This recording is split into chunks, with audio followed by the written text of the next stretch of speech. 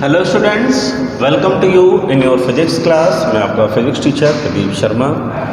कक्षा 12 में बेटा हम लोग जो चैप्टर अभी पढ़ रहे हैं वो चैप्टर है बल युग्म पर, यानी धारावाही लूप पर बल युग्म का आघूर्ण और चल कुंडली। चल कुंडली के बारे में हमने अभी पढ़ा, बल आघूर्ण के बारे में भी हमने पढ़ा था। बल आघूर्ण की अगर हम बात कर रहे थे तो हमने अभी लूप पर लगने वाले बल आघूर्ण की बात की थी। अच्छा चलो उसके आगे हम थोड़ी सी बात करते हैं। बल आघूर्ण से हमने निकाला था यहाँ पर चुंबकीय क्षेत्र का द्विध्रुव आघूर्ण, और चुंबकीय क्षेत्र का जो द्विध्रुव आघूर्ण निकला था वो निकला था m, और m बराबर हमने निकाला था I इंटू ए। सिंपल सा, यानी अगर केवल लूप है तो उसमें कितने फेरे होंगे, एक, और तब एक फेरे के लिए हमने निकाला था I इंटू ए। लेकिन अगर यही कोई कुंडली होगी तो कुंडली के लिए जो हमारे पास फेरे हो जाएंगे वो n, तब हमारे पास जो बल आघूर्ण होगा वो होगा NIA। I बहने वाली धारा, A उसके पृष्ठ का क्षेत्रफल, और जो n है वो उसमें फेरों की संख्या होगी। ठीक है, उसी प्रकार से आज हमारे पास अगला टॉपिक जहाँ से हम स्टार्ट करने जा रहे हैं वो है परमाणु में परिक्रमा करने वाले इलेक्ट्रॉन का चुंबकीय आघूर्ण। यानी एक परमाणु में अगर कोई इलेक्ट्रॉन परिक्रमा कर रहा है तो उसके लिए बल आघूर्ण का मान क्या होगा, चुंबकीय बल आघूर्ण कितना होगा। तो मान लिया ये हमारे पास किसी भी तत्व का एक नाभिक है, हाइड्रोजन ले लेते हैं, और इसके बाहर जो एक कक्षा है उस कक्षा में एक इलेक्ट्रॉन जो है वो चक्कर लगा रहा है। इलेक्ट्रॉन जब चक्कर लगा रहा है तो उसकी चाल कितनी होगी, स्मॉल v, और जिस पर पे चक्कर लगा रहा है उसकी त्रिज्या कितनी होगी, स्मॉल r। ठीक है, तो मान लेते हैं कि एक इलेक्ट्रॉन जो है वो चक्कर लगा रहा है, तो उस इलेक्ट्रॉन के पास अपनी क्या क्या प्रॉपर्टी है। माना कि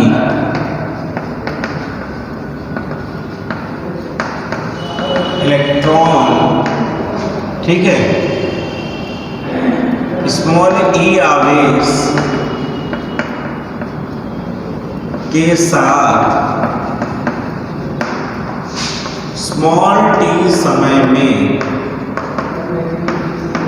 अपना एक चक्कर पूरा करता है।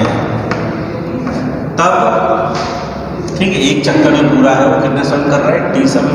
तब एक चक्कर में बहने वाली धारा I बराबर Q की जगह क्या आ गया, E/T। ठीक है, अब T जो है वो समय है जो एक चक्कर पूरा करने में लगा है। एक चक्कर पूरा करने में जो समय होता है उसे हम दूसरे शब्दों में आवर्तकाल भी कहते हैं। फिलहाल यहाँ पर जो एक चक्कर पूरा करने में उसने दूरी तय की है वो तय की है 2πr, और किस चाल से की है, स्मॉल v चाल से, अर्थात समय प्राप्त कर सकते हैं। क्या लिखेंगे, यदि इलेक्ट्रॉन 2πr दूरी स्मॉल v चाल से चलता है, तय करता है, तब लगा समय चाल बराबर दूरी, चाल बराबर दूरी बटे समय होता है, तो समय बराबर दूरी बटे 4, अर्थात तब वहीं पर जो बहने वाली धारा होगी वो I बराबर E/2πr/v से प्रदर्शित की जाएगी, तो ये आ जाएगी EV/v 2πr। Equation first. अब हमें क्या प्राप्त करना था, चुंबकीय आघूर्ण। तो लिखेंगे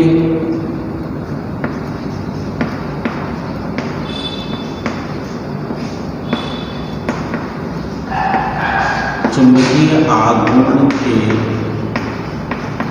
सूत्र से क्या होता है, m बराबर I इंटू ए। I तो निकाल लिया, एक ही बात कर लो, इस सर्किल का a यानी πr² लिख सकते हैं।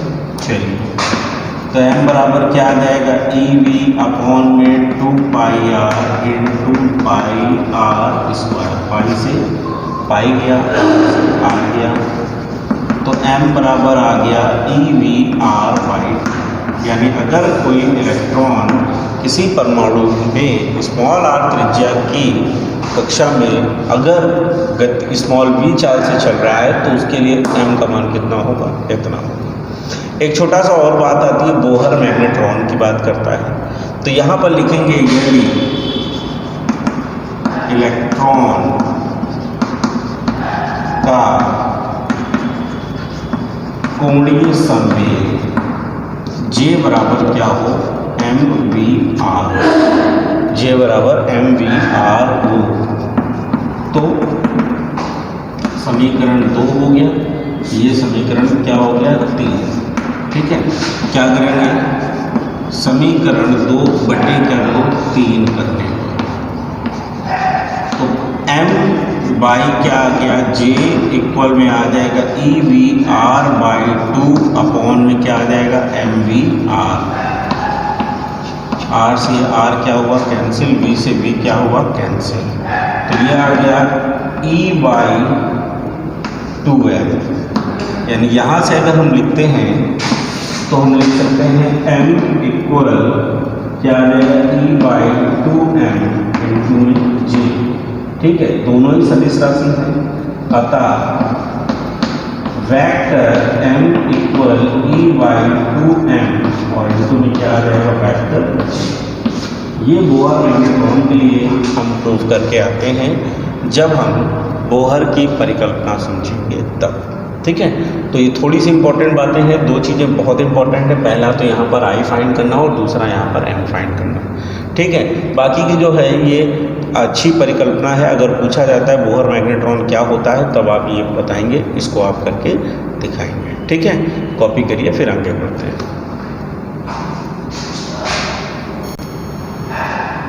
ठीक है, तो अगला हमारे पास जो टॉपिक है वो किसी बाह्य चुंबकीय क्षेत्र में चुंबकीय द्विध्रुव की स्थितिज ऊर्जा प्राप्त करने के लिए। इस टॉपिक का नाम है बाह्य चुंबकीय क्षेत्र में द्विध्रुव की स्थिति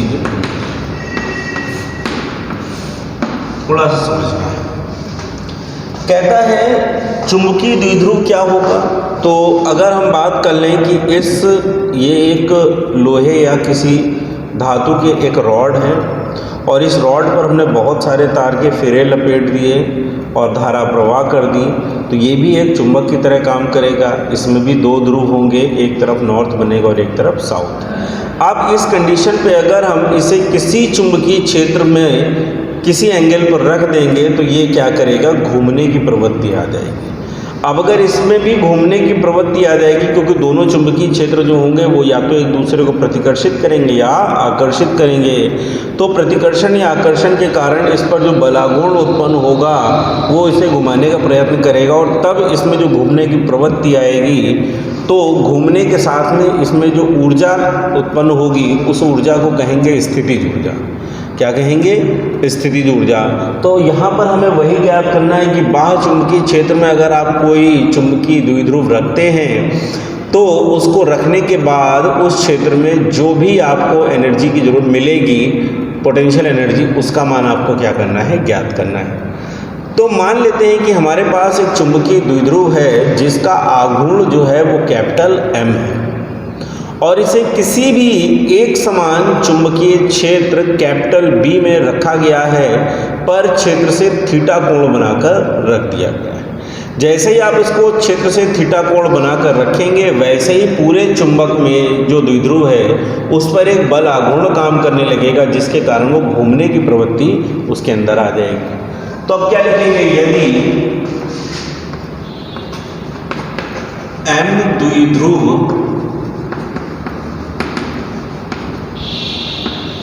आघूर्ण का कोई चुंबक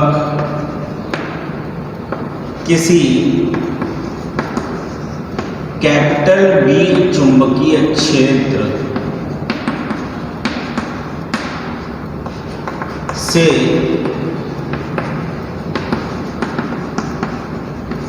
थीटा कोण बनाकर रखा है, तब उस पर आरोपित बल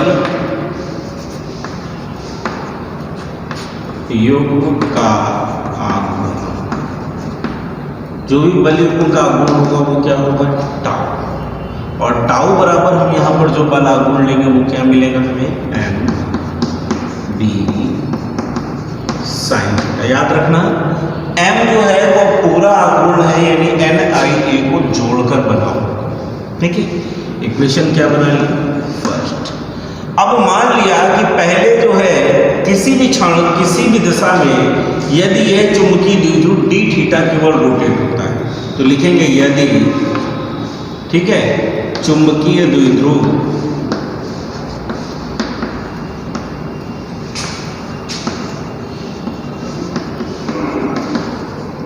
को d थीटा, ठीक है, घुमाया जाता है, तब किया गया कार्य, तब जो किया गया कार्य होगा वो बनेगा dw। क्या बनेगा, dw। dw बराबर आएगा टाउ इंटू डी। ठीक, थोड़ा घुमाया, कार्य भी थोड़ा हो गया। अब एक कंडीशन मान ली जाए कि इसे हम थीटा 1 कंडीशन से थीटा 2 कंडीशन तक घुमा के ले जाते हैं, तो लिखेंगे यदि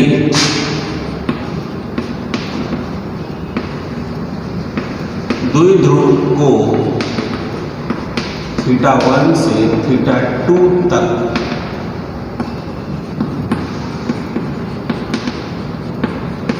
घुमाया जाता है, तब किया गया कुल कार्य, तब जो कुल कार्य होगा वो तो हो जाएगा W, और कहाँ से कहाँ तक, थीटा 1 से थीटा 2 तक, और किसका करना है, dw। यानी जितना भी थोड़ा थोड़ा कार्य होगा dw, इन सब को थीटा 1 से स्टार्ट करेंगे, थीटा 2 तक लेके जाएंगे और पूरे में ऐड कर लेंगे तो मिल जाएगा W, यानी कुल कार्य। यहाँ पर आते हैं, W इक्वल हमें क्या मिलेगा, इंटीग्रेशन थीटा 1 से थीटा 2 तक। अब dw बराबर हम क्या लिख सकते हैं, टाउ इंटू।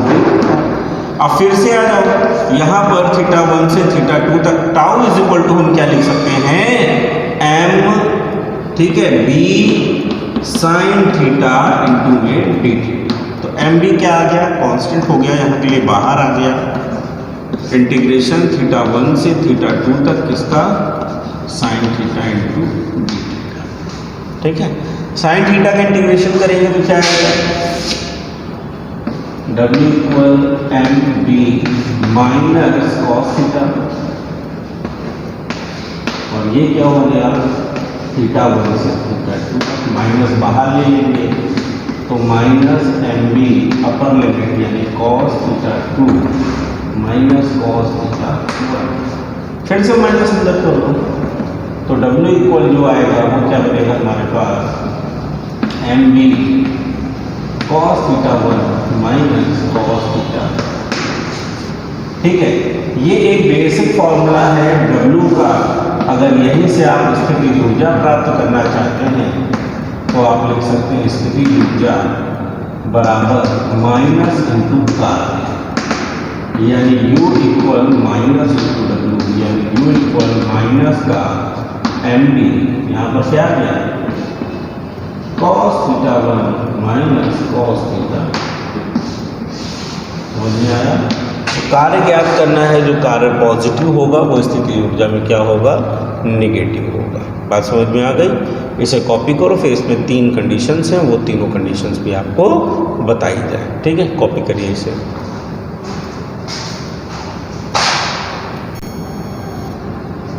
ठीक है, कॉपी हो गया था। तो अभी हम लोगों ने जो U is equal to formula निकाला वो निकाला माइनस का M B cos theta 1 minus cos theta. अब इसमें एक छोटी सी बात बता दें, हम ये कंसीडर कर सकते हैं कि अगर मान सकते हैं कि यदि हम इस द्विध्रुव को क्षेत्र के लंबवत रखकर अगर थीटा एंगल तक घुमा दें, क्षेत्र के लंबवत का मतलब हो जाएगा कि अक्ष से 0 डिग्री, अक्ष से 0 डिग्री, ठीक है ना। तो हम यहाँ पर क्षेत्र के लंबवत रखते हैं तो मान लेंगे यदि θ1 बराबर 90 डिग्री हो तो θ2 बराबर, अगर यदि हम इसे थीटा एंगल तक घुमाते हैं तब यहाँ पर जो स्थितिज ऊर्जा प्राप्त होगी वो U इक्वल माइनस का mb cos 90 minus cos theta, यानी U इक्वल आ गया माइनस का mb 0 माइनस cos थीटा, यानी U इक्वल हमें मिल गया माइनस माइनस का प्लस हो जाएगा और ये बनाएगा mb cos थीटा। एक जनरल ये है कि अगर हम इसे किसी ऐसी स्थिति में रख रहे थे जिस स्थिति में इस पर कोई भी बल नहीं लग रहा था, तो उस स्थिति से अब इसे जहाँ तक घुमाओगे वहाँ तक ले जाने में इसका जो कार्य होगा वो कितना होगा, थीटा पर डिपेंड करेगा। अब कंडीशंस मान लेते हैं। पहली कंडीशन की बात करते हैं कि if theta is equal to 0 degree हो, यानी अगर जिस स्थिति पर रखा है वहीं पर थीटा इज इक्वल टू क्या हो, 0 डिग्री हो। अगर theta is equal to 0 degree हो जाएगा तो ये बनाएगा u0 इक्वल क्या आ जाएगा, mb इंटू में cos 0, और cos 0 की वैल्यू क्या हो जाएगी 1, यानी तब इस पर जो कार्य होगा वो कितना होगा, मैक्सिमम, यानी तब इसकी जो ऊर्जा होगी वो क्या होगी, मैक्सिमम। ठीक है, फिलहाल इस कंडीशन के लिए। अब अगर बात करता है, कहता है अब इसे अपनी उसी स्थिति से 90 डिग्री तक घुमाया जाए।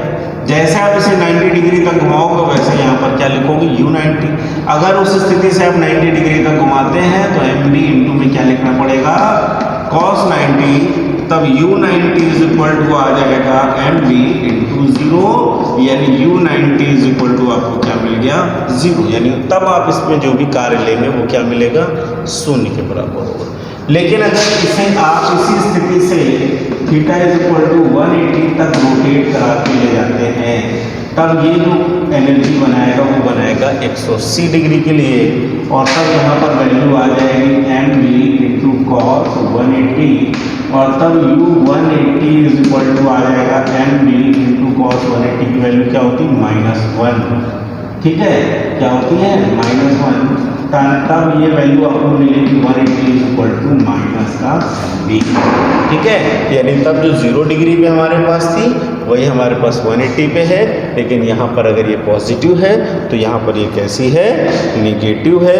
बात समझ में आ गया। अब अगर कहता है कि 180 और 0 डिग्री पे ऊर्जाओं का अंतर, तो ये बनेगा डेल्टा U इक्वल U180, ठीक है, या u0 माइनस u180, u0 की कितनी है, mb, माइनस में क्या आ जाएगा, mb, यानी क्या आ जाएगा, mb प्लस mb, यानी क्या आएगा 2mb। कितना अंतर है, 2 गुने। कितना अंतर है, 2 गुने का अंतर है। बात समझ में आ रही है कि नहीं आ रही है। ठीक है, इसको भी आगे कॉपी करो, उसके आगे कंडीशंस डाल के इसे लिखो, और लिखने के बाद फिर आपको अगली बात समझाई जाती है।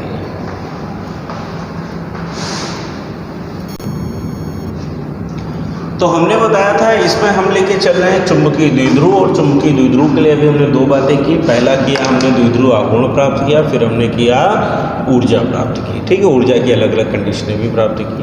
अब थोड़ा सा वहाँ पर इलेक्ट्रिक में आ जाओ, तो वहाँ पर द्विध्रुव संबंधित हम लोगों ने 2 डेरिवेशन और किए थे। अक्षीय और निरक्षीय स्थिति में चुंबकीय क्षेत्र का भी मान हमने प्राप्त किया था। तो यहाँ पर वही होगा, चुंबकीय द्विध्रुव के कारण चुंबकीय क्षेत्र की तीव्रता प्राप्त की जाती है। ठीक है, चुंबकीय द्विध्रुव के कारण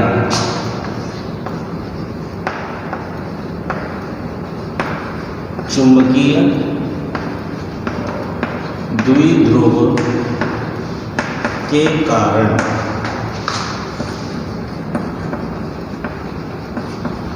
चुंबकीय क्षेत्र की तीव्रता, और इसमें कितने होंगे, पहला तो आएगा नंबर फर्स्ट अक्षीय स्थिति, और दूसरा आएगा नंबर सेकेंड निरक्षीय स्थिति। पढ़िए ना भैया, ये दोनों स्थितियां पढ़िए कि नहीं पढ़िए, तो अक्षीय स्थिति और निरक्षीय स्थिति इन दोनों के बारे में बात करते हैं। तो मान लेते हैं हमारे पास एक चुंबक है जिसका द्विध्रुव आघूर्ण कितना है, m है, और इसको हमने रख दिया ये, ठीक है। अब इसके मध्य बिंदु यानी O से स्मॉल r दूरी पर एक बिंदु है P, स्मॉल r दूरी पर एक बिंदु है P, जिस पर आपको क्या करना है, चुंबकीय आघूर्ण का मान या चुंबकीय क्षेत्र की तीव्रता का मान ज्ञात करना है। तो A B चुंबकीय द्विध्रुव आघूर्ण M, ठीक है। सीधे से वहीं से ले लेंगे वैद्युत से। कहाँ से ले लेंगे, वैद्युत से। वैद्युत से हमने क्या पढ़ा था, E = 1/4 pi epsilon not 2p upon में क्या आ रहा था, आ रहा था। तो चुंबकत्व में हमें क्या मिलेगा, चुंबक में तब ये आएगा B = μ0/4 पाई इंटू में 2m अपॉन में क्या आएगा, r, ठीक है, याद रहेगा। इलेक्ट्रिक से अगर हम इसका कंपैरिजन कर रहे हैं तब हम इसको बना पाएंगे, वरना बहुत लंबा डेरिवेशन है जो आपके सिलेबस में भी नहीं है, ठीक। फिर अगली बात करते हैं निरक्षीय स्थिति में। तो निरक्षीय स्थिति में हम मान लेते हैं कि हमारे पास जो चुंबक है वो ये है और इसका जो आघूर्ण है वो m है, ठीक है। इसके भी मध्य बिंदु O से r ऊंचाई पर एक बिंदु P है और इस पर भी आपको क्या करना है, चुंबकीय क्षेत्र का मान ज्ञात करना है। तो मान लिया कि इसका चुंबकीय क्षेत्र आएगा वो इस दिशा में है, ठीक है। तब इसका जो चुंबकीय क्षेत्र आएगा उसका मान हमें क्या करना है, ज्ञात करना है। तो मान लीजिए फिर से अगर हम बात करते हैं वैद्युत से, तो वैद्युत से हमने E बराबर निकाला था 1/4 पाई एप्सिलॉन नॉट, यहाँ पर था P/r3। तो मैग्नेटिक में हमें क्या मिलेगा, वेक्टर B = μ0/4 पाई, ठीक है, और यह आएगा m/r3। समझ में आ गई बात कि नहीं आई, ठीक है। तो चैप्टर तो ये लगभग आपका ख़त्म हो गया है। अब जो कुछ और थोड़ी बहुत बातें बची होंगी वो आपको PDF में भी मिलेंगी, लेकिन सबसे ज़्यादा जो आपको बातें इसमें समझने को मिलेंगी वो मिलेंगी आपको सेल्फ स्टडी से। इसलिए आपकी कोशिश ये होनी चाहिए कि आपकी सेल्फ स्टडी डेली चलनी चाहिए, लगातार चलनी चाहिए। और अगर मान लो कुछ समझ में नहीं आए तो आप आकर मुझसे पूछ सकते हैं। ऑफलाइन की सुविधा अब स्टार्ट हो रही है, ठीक है, लेकिन वो तब जब आप घर पे पढ़ोगे। तो कोशिश आपकी ये होनी चाहिए कि आप रेगुलर पढ़ाई करें, अच्छे से पढ़ाई करें और पूरा समझें, ठीक है। तो मिलते हैं हम लोग अपनी अगली क्लास में और एक नए चैप्टर के साथ।